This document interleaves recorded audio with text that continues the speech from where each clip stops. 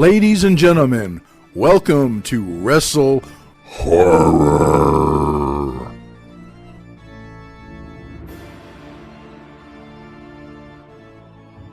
Greetings, viewers and listeners. Meathook, Jim here, the WrestleHorror podcast. With me, as always, my co-host Donnie Hoover. Donnie, stuff's going on, man. Oh yeah, good and bad. It's like all kind of stuff. Yeah, it's just been crazy. You know, we've been so busy that we missed a couple of weeks. You know, we're going to admit it. We missed a couple of weeks.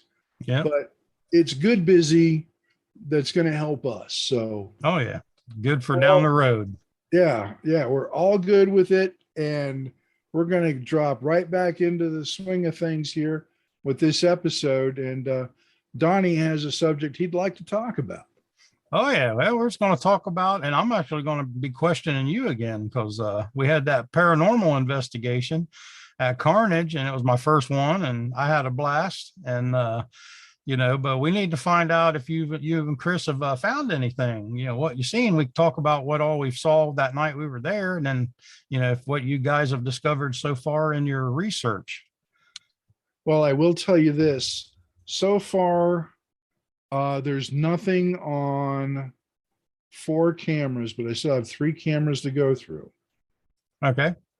However, on the audio side of things is a little more interesting. Oh, nice. Because it appears that we've picked up about 3 EVPs. Mm-hmm.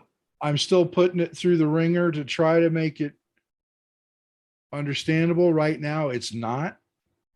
But, well, at least the one I was working on. Chris had 2, actually. But the one I'm working on, it's a female voice. I can't quite make out what it's saying. And it's not far away, or it's not somebody that's on the other side of the haunt. It's too close for that. So what it is right now, I'm trying to discern, but it's definitely got my interest peaked. And I'm just going to run it through some more software and see if I can clean it up anymore and hopefully make sense out of it. Right. Now, was that picked up through the stationary cameras or something that one of us was carrying, or? Oh, that was picked up with my H8 recorder. Oh, okay. And it was done in the dining room. Okay. Right. And when we were walking through there, Chris said she was like getting a sense for something in there, as well. Right. So yeah, that's interesting. But yeah, like I said, I had a blast. I mean, like I said, I guess I was late. I didn't know I was, but I was late. so next time, I'll know to be there earlier. But we had to get everything. Next time you won't have a choice. Right. But yeah, like I said, but just being around it all and trying to learn everything, I was having a blast, all the equipment, and, I'm a kind of a techie nerd sort of, myself anyways. So, playing with all the gadgets and gizmos and blinking lights, I was having fun and being creepy is, on top of it. So, like I said, I enjoyed myself. I had a blast.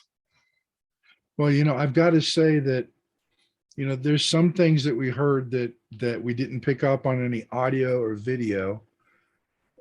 But we definitely heard them. We heard noises in the bar. We heard noises in the the storage room on the other side there. Where the props and everything are, the prop room. Yeah, definitely. And then during the investigation in the bayou, we heard that really loud knock right next to me. Yeah, right next to you. You're standing on the bridge there, and something knocked. And Chris and Terry and me and all of them said they heard it too when they went through, because we had 2 separate teams.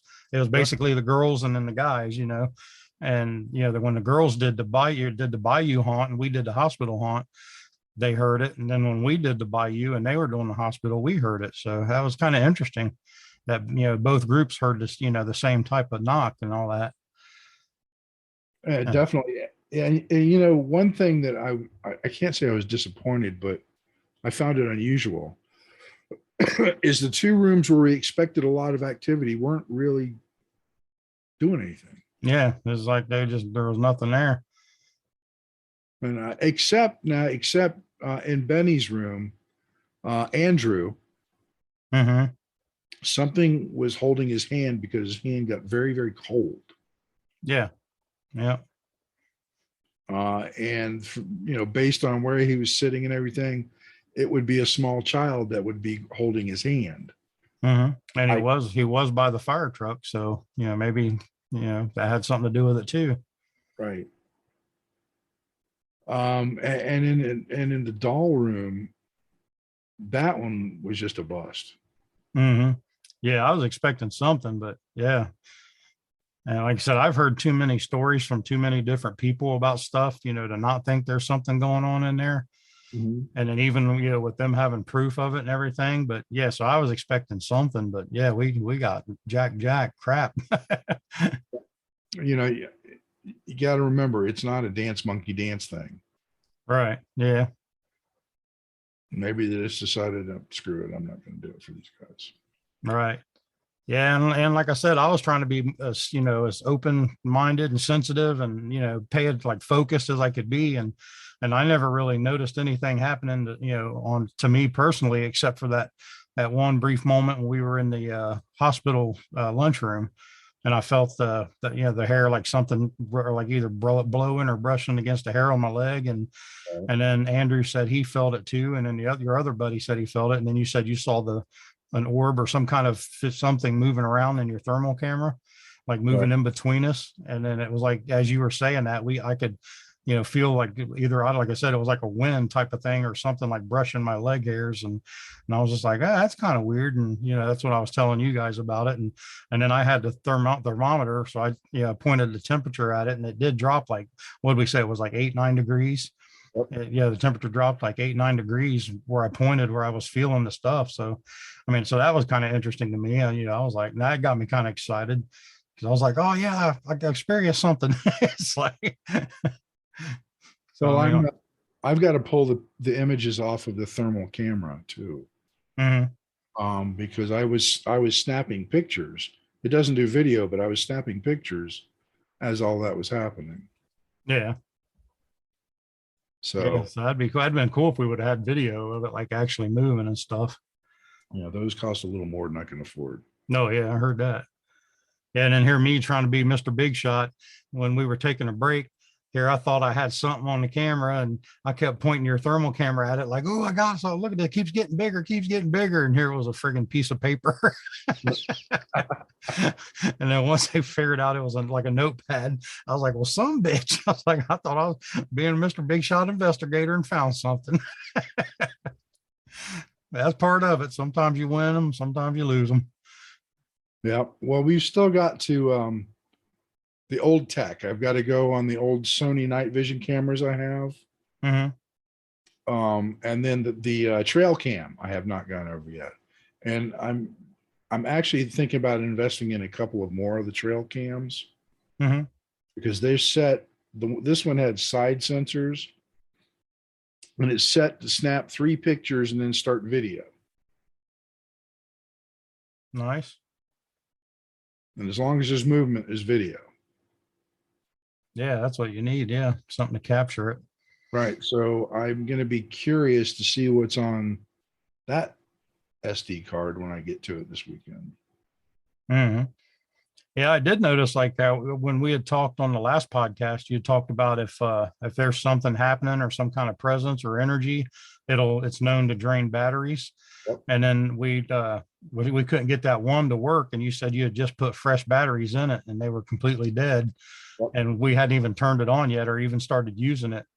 Right. So I thought that was kind of weird. Like, now how could they drain if they never turned on? So Well, see, that's just one of the things about spiritual energy is in order to manifest, they will drain energy around them, right. and the batteries. Yeah, I've had it happen before. Freshly charged or brand new batteries, dead in a second. Mm-hmm.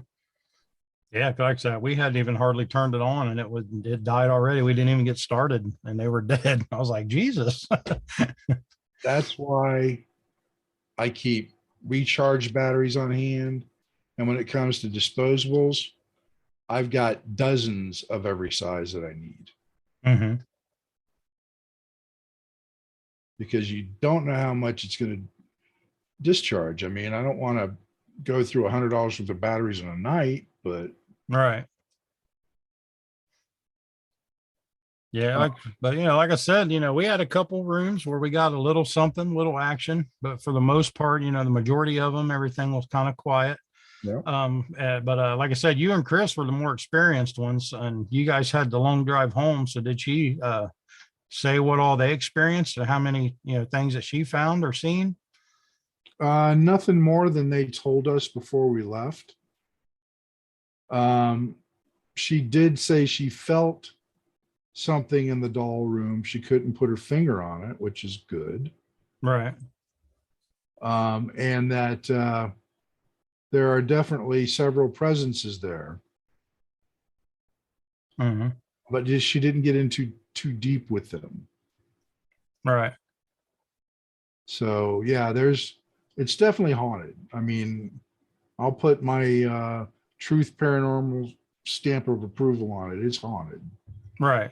Yeah, like I said, there's obviously too much stuff going on that to think that it can't be. And then so like I said, maybe you were scaring them like you did at the other place. You was intimidating them. They didn't want to talk or nothing. Well, we're going to try and experiment with something when we go to Rhode Island. Mm-hmm. Um, might have an ovilus, which is what we were using that time that I had to leave the room. Okay.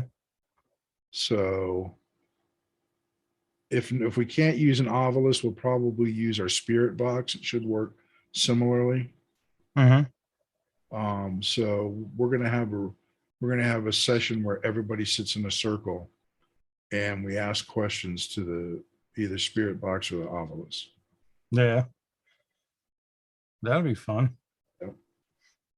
So, oh yeah, I had to tell you our story of where everybody like had gotten some readings in the cemetery of even if it was like a little something. Right. And that most of the activity in the cemetery was in the exact spot that me and Onyx are positioned in our areas for haunting for the haunted house. And like Onyx is kind of sketchy. He won't walk through the haunt. He won't go into the doll room because of everything he's heard about the doll room. He's never been in there. Has no intentions of ever going in there. And so me and Terry was telling him the other night at the training center what we found in mine in his area, because we work side by side, like basically like a tag team of haunters. So we was telling him what's in our area, and he was like freaking out. And he was like, well, I'm moving over to the hospital. He's like, I'm no longer working in a cemetery.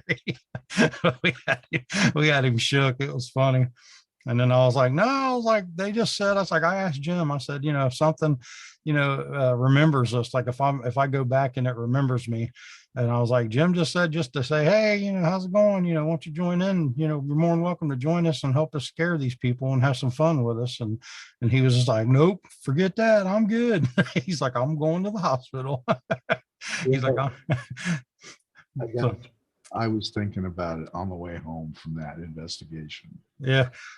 Oh yeah, and then we told him about the Kershaw tomb, because he sneaks in there and does the drop panel. Like if it's like once he gets people or people's coming, like while I'm doing my deal, he'll sneak out the hiding door and go into the Kershaw tomb, which we found activity in the Kershaw tomb, or well, the girls did anyway. And we told him that. I'm like, yeah, like that Kershaw tomb that you go into. And he's like, yeah. And Tara's like, oh yeah, that's where we found the most. And he's like, fuck that. I ain't going. he's like, I ain't going in there no more. I'm like, well, did anything hurt you the whole last season? I don't even care. I ain't going in there.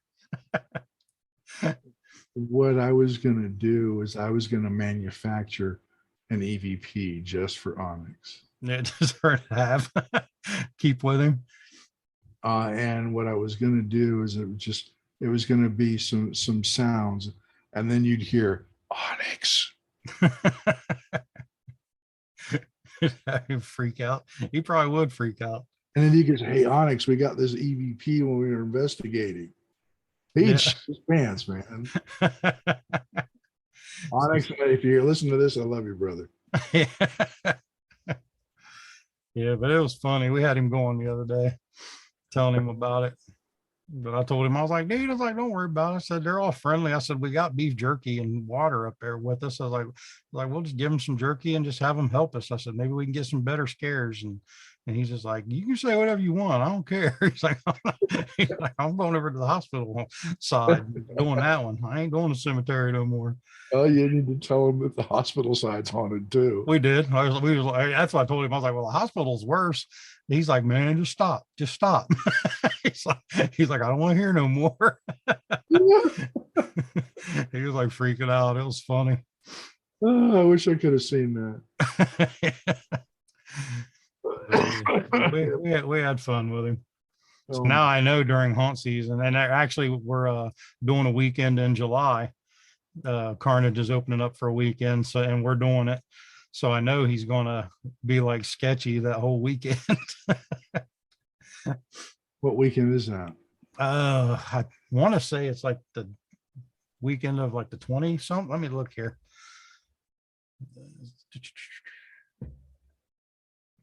Yeah, like the 23rd, 24th, I think. Yeah, the third weekend or fourth weekend of July. I believe that is. Let me go on, since I got my handy dandy phone here. Let me go on Facebook real quick just to be sure. Give them a nice plug. No, I was wrong. It's called Extreme Scream, July 29th and 30th. And it's an extreme haunt extreme haunt. So we're going to be going balls to the wall. And I may even grab some people. I don't know yet. I probably will. But we're only doing one haunt. Huh? You leave my testicles alone. Right. Hey, fair game. It's extreme. But we're only doing the one haunt. That's the only catch. We're not the hospital won't be open because we're remodeling it and reconstructing it. Yeah. So it's just going to be the Bayou, which is it's a good enough haunt by itself.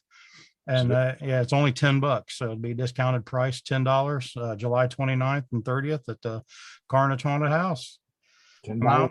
It'll be our first extreme. So, let us come get at you. Just like I said, leave my testicles alone. See, get some mall people there too. Get some mall people down there to do some acting. Maybe. Well, it's fortunate because if you told me it was the 23rd and 24th, or I wasn't going to be able to be there because I've got commentating duties for Battle on the Border on the 23rd. Right. Yeah. Nope. Yeah. So like I said, I was a week off. It's basically the last weekend of July. Okay. I think we might be able to make that. That'd be sweet. Either to work or to go through one way or the other. Yeah. You couldn't put me in there. I'd be groping too many people. Yeah. I just like to grab, parts of the body that they don't expect, like an ankle or, like, huh? Boob. A boob. No, that ain't that kind of haunt. So, but yeah, like I said, but yeah, just stuff that people don't normally grab. Right. And, just like oddball stuff. Like I've had somebody, one thing that creeped me out, and it was actually a Haunted Hoochie because they do the extreme stuff and every now and again. Oh, but as odd as it is, the only thing the person did was they reached out and they just took their fingers and wrapped them around my wrist. And they didn't pull on me or nothing. They just like wherever they were, they just kind of reached out and did this and like reached around and put their fingers around my wrist and let go. Creeped me out. I was like, what the hell? It's like, like I said, it was very creepy feeling. And like I said, it was just a simple, that's all they did. And it just caught me off guard, I think is but it was an odd grab. You know what I mean? Usually they'll grab your hand or your arm or your shirt or your pants or, something like that. But they just like touch my wrist with their fingers, wrap their fingers around my wrist, like a wristwatch and let go, like just wrapped it around and released and creeped me the hell out. I was like, now that was good. It's like, I wasn't expecting that one. Well, yeah, I can imagine. Yeah. Like you just walking along expecting, them to grab you and shake you. And all of a sudden you just feel these fingers around your wrist and let go. You're just like, what the hell is that? Well, it's unique. I'll give them that. Yeah. So you never know. I might have to copy it and try it out on somebody. Just like reach down as I'm up on that tomb, just reach down and grab them around the wrist, squeeze their wrist, and let go. Don't even do nothing else. Just see what they do. Very cool. Yeah. But yes, like I said, I don't know all the rules or what they're going to let us get away with, and which I'm sure it'll be tasteful. You know, we're not going to be, you know, groping and grabbing. I mean, we're gonna be extreme and rough. Well, you know. But there's the no zone. Yeah. Stay away from the no zone. Right. So, oh yeah, I get it. I mean, we had to do that when I worked at Dent, and we had that monster come to get you app. Mm-hmm. I still can't believe that guy pissed all over my buddy. Yeah, I'll stay away from the no zone, but I won't be opposed to snatching a weave off of somebody though. If they get to running, I get my fingers in it. It's coming off. You know, when I worked at in the maze at the Dent Schoolhouse before it became the slaughter yard, it was called Detention Hall, and it was just a 3,500 square foot maze. Mm-hmm. You would not believe the shit we found in there. Flip flops, high heels, which was dumb considering it was that thick, chunky gravel. Right. We found a bra. We found a pair of shorts. And there's no place for these people to get freaky because we knew the whole maze and we could circulate the maze in 5 seconds. Right. Because we knew how to do it. Mm-hmm. But, and then we did see a turd. There you go. That was a good job. Well done. Then. I kid you not. There was a turd in the gravel. That's funny. So we literally scared the shit out of somebody. Right. That's what I said. That was success. Somebody should have picked that up and put it on the chain, wore it around their neck. Look what somebody left in the maze. Bronzed. Yeah. That'll seal in the flavor. So what else do you want to know about the investigation? I've pretty much told you everything we've done. Yeah, I was just kind of wanting to get an update, and we was going to, you know, let everybody know what all we found out, and you know, we had a couple, you know, funny moments, fun times, and a couple where we were kind of just like, you know, especially on the bridge when that knock happened, it kind of freaked you out even for a second. You were like, what was that? It did. Yeah, it was like directly right beside you. Yeah, especially because it was right beside me. I mean, it's like, wow. I mean, Mm-hmm. Man, I'm getting gray. Look at my beard. No, sorry. But no, I about jumped out of my skin just because it was so close. Right. Yeah. So yeah, I mean, we'll have to do it again another time.